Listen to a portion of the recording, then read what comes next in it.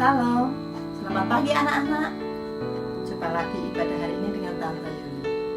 Gimana kabar kalian? Tante harap kalian tetap sehat, kuat, semangat, dan sukacita dalam Tuhan. Nah, sebelum pelajaran hari ini, kita siapkan Alkitab kalian, buku catatan, dan juga alat tulis kalian. Yuk, sebelumnya kita berdoa dulu yuk. Bapa, dalam nama Tuhan Yesus, sungguh mengucap syukur Bapa untuk kasih-Mu pada kami semua Tuhan. Terima kasih Tuhan untuk penyertaan-Mu pada kami Tuhan. Ya Tuhan, berkati ibadah hari ini Tuhan. Urapi setiap kami Tuhan, buka pikiran dan hati kami Tuhan, sehingga kami mampu menerima firman kebenaran-Mu Tuhan. Tanamkan firman-Mu Tuhan dalam hati kami, dalam jiwa kami dan roh kami Tuhan. Terima kasih Tuhan Yesus. Dalam nama Tuhan Yesus, kami berdoa dan mengucap syukur. Haleluya. Amin. Nah anak-anak, untuk hari ini pelajaran kita dengan tema Aku Musuh Tuhan. Apa maksudnya ya? Yuk kita buka di 1 Yohanes 2 ayat 15 sampai 17. Kita baca bersama-sama. Janganlah kamu mengasihi dunia dan apa yang ada di dalamnya. Jikalau orang mengasihi dunia, maka kasih akan Bapa tidak ada di dalam orang itu. Sebab semua yang ada di dalam dunia, yaitu keinginan daging, keinginan mata, serta keangkuhan hidup, bukanlah berasal dari Bapa, melainkan dari dunia. Dan dunia ini sedang lenyap dengan keinginannya. Tetapi orang yang melakukan kehendak Allah tetap hidup selama-lamanya. Apakah kita sahabat Tuhan Yesus? Atau kita musuh Tuhan Yesus? Yuk kita belajar bersama-sama. Dikatakan tadi di ayat 15, janganlah kamu mengasihi dunia dan apa yang ada di dalamnya. Jikalau orang mengasihi dunia, maka kasih akan Bapa tidak ada di dalam orang itu. Jadi, kita itu ada dua pilihan. Pilih Tuhan Yesus atau iblis. Iblis itu apa? Menawarkan dunia. Ada dua pilihan dan kita harus memilih. Kasih itu tidak bisa dibagi. Pilih Tuhan Yesus atau pilih dunia yang ditawarkan oleh iblis. Kalau iblis itu bisa bikin kaya enggak? Bisa. Contohnya apa? Perdukunan, peramalan, juga pesugihan. Tapi orang yang pakai itu aksinya nanti apa?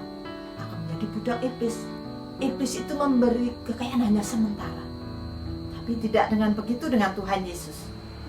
Tuhan Yesus memberi berkat meskipun kita tidak meminta. Contohnya, Tuhan itu mengatur apa? Mengatur pernafasan kita.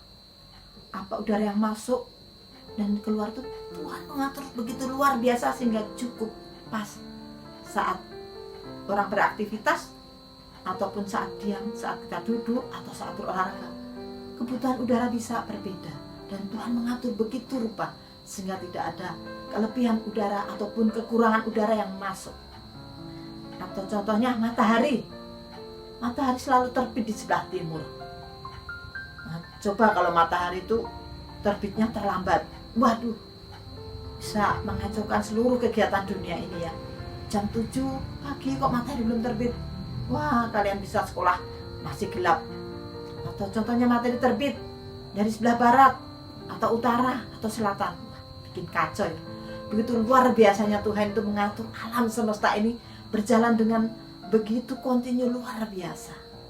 Nah, kita mau belajar apa sih yang ditawarkan iblis itu? Tuhan Yesus, iblis itu menawarkan 3 hal. Kita buka di yang tadi 1 Yohanes 2 ayat 16. Sebab semua yang ada di dalam dunia, yaitu keinginan daging dan keinginan mata, serta keangkuhan hidup, bukanlah berasal dari Bapa, melainkan dari dunia. Iblis yang pertama nawarkan apa? Keinginan daging. Apa sih keinginan daging itu? Kita buka di Galatia 5 ayat 19 sampai 21. Galatia 5 ayat 19 sampai 21. Demikian firman Tuhan. Perbuatan daging telah nyata, yaitu percabulan, kecemaran, hawa nafsu, penyembahan berhala, sihir, perseteruan, perselisihan, iri hati, amarah, kepentingan diri sendiri, percederaan, roh pemecah, kedengkian, kemabukan, pesta pora, dan sebagainya. Terhadap semuanya itu kuperingatkan kamu, seperti yang telah kubuat dahulu, bahwa barang siapa melakukan hal-hal yang demikian, ia tidak dapat mendapat bagian dalam kerajaan Allah. Ini apa aja ya maksudnya? Penyembahan berhala. Kalau zaman dulu itu menyembah patung, menyembah yang bukan Tuhan. Tapi kalau sekarang, ini tuh bisa menjadi berhala kalian berkat ini. Karena lebih banyak main HP, main game, tapi tidak pernah baca firman, tidak pernah berdoa. Saat ibadah seperti ini, sepertinya kalian melihat, tapi kalian sambil main HP. Nah, itu menjadi berhala kalian. Kemudian apa? Iri hati. Kalian iri hati terhadap adik kalian, kakak kalian, teman kalian, ada iri. Kemudian ada amarah. Kalian suka marah sama orang tua. Bisa itu. Kemudian apa? Dengki. Kalian dengki, marah, dendam pada teman kalian. Nah, itu adalah semua adalah keinginan daging. Dan semuanya itu apa? Hasilnya tidak akan mendapat bagian dalam kerajaan Allah. Jelas sekali. Kemudian yang kedua, apa yang ditawarkan iblis? Keinginan mata. Keinginan mata itu menyangkut kepada jiwa kita. Ingat Hawa. Yuk kita baca di Kejadian. Coba kita baca di Kejadian 3 ayat 6. Kejadian 3 ayat 6. Perempuan itu melihat bahwa buah pohon itu baik untuk dimakan dan sedap kelihatannya. Lagi pula pohon itu menarik hatinya karena memberi pengertian. Lalu ia mengambil dari buahnya dan dimakannya, dan diberikannya juga kepada suaminya yang bersama-sama dengan dia. Dan suaminya pun memakannya. Nah, dikatakan ini perempuan itu pertamanya apa? Melihat. Nah, melihat. Wah, lihat kok bagus ya buahnya. Kemudian apa setelah melihat? Kemudian bahwa buah pohon itu baik untuk dimakan dan sedap kelihatannya. Kelihatan sedap ya dimakan, wah, menarik hatinya. Kemudian menarik hatinya dan diambil. Nah, pertama melihat sampai kemudian ada keinginan dan sampai hati ingin. Nah, kalian hati-hati dengan keinginan mata kalian. Nah, saat kalian contohnya googling ya, wah, ada suatu bacaan atau gambar yang tidak pantas kalian lihat. Wah, ada keinginan, wah, buka enggak ya.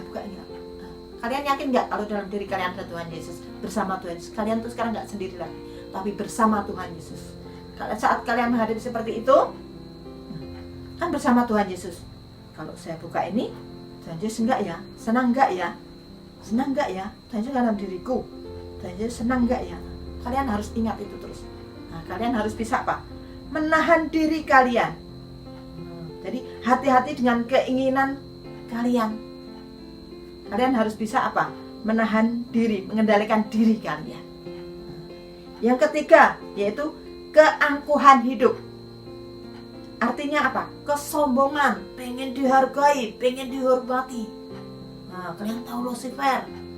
Lucifer dulu kan malaikat yang luar biasa. Tapi apa? Jatuh dalam kesombongan. Karena apa? Ingin menjadi seperti Allah. Ingin menjadi Allah. Nah, akhirnya dihukum Tuhan. Nah, orang sombong adalah orang yang merasa terganggu dengan kesombongan orang lain. Di sini kalau sombong itu adalah keangkuhan hidup. Kalian ingin dihargai, wah, kalau nggak ada saya pasti nggak bisa. Nah, itu adalah kesombongan. Semua itu karena saya. Nah, itu adalah kesombongan. Karena semua itu yang bisa apa? Yang memampukan kita apa? Tuhan Yesus. Semua hanya karena kasih karunia Tuhan Yesus. Semua karena diberikan Tuhan Yesus pada kita. Semua talenta kita itu berasal dari Tuhan. Nah, makanya kita tidak boleh sombong. Karena semua yang kita miliki apa? Yaitu milik Tuhan. Berasal dari Tuhan dan untuk Tuhan. Nah, kalian mau menjadi sahabat Tuhan atau musuh Tuhan? Itu tergantung pilihan kalian. Ayo Kak, padahal Tuhan sudah mau datang. Kalian harus berjaga-jaga senantiasa. Ayo kalian harus tetap maju bersama Tuhan. Haus dan lapar akan Tuhan. Ayo baca firman, apalagi masa pandemi ini banyak di rumah.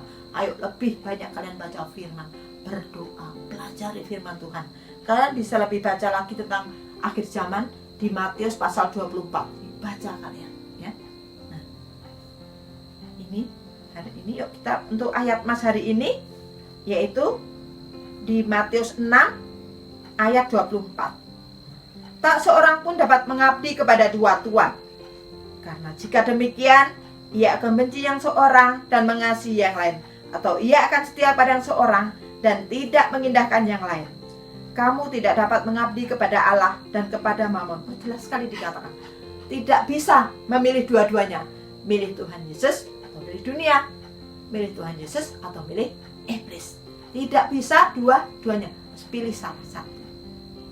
Nah, kalian bisa bikin video untuk ayat Mas ini, kemudian dikirimkan ke Om Chandra ataupun di grup, ya. Yuk, kita akhiri ibadah hari ini dengan berdoa. Bapa yang di surga, dalam nama Tuhan Yesus, sungguh mengucap syukur untuk firman-Mu hari ini Tuhan. Terima kasih Tuhan Yesus, mampukan kami untuk tetap setia kepadamu sampai akhirnya Tuhan. Bawa kami untuk berjaga-jaga Tuhan, untuk menyambut kedatangan-Mu Tuhan. Bawa kami senantiasa berjalan kebenaran-Mu Tuhan Yesus. Terima kasih Tuhan Yesus, Engkau telah memberi kebenaran pada kami semua. Dalam nama Tuhan Yesus, kami berdoa dan mengucap syukur. Haleluya. Amin. Sampai jumpa minggu depan anak-anak.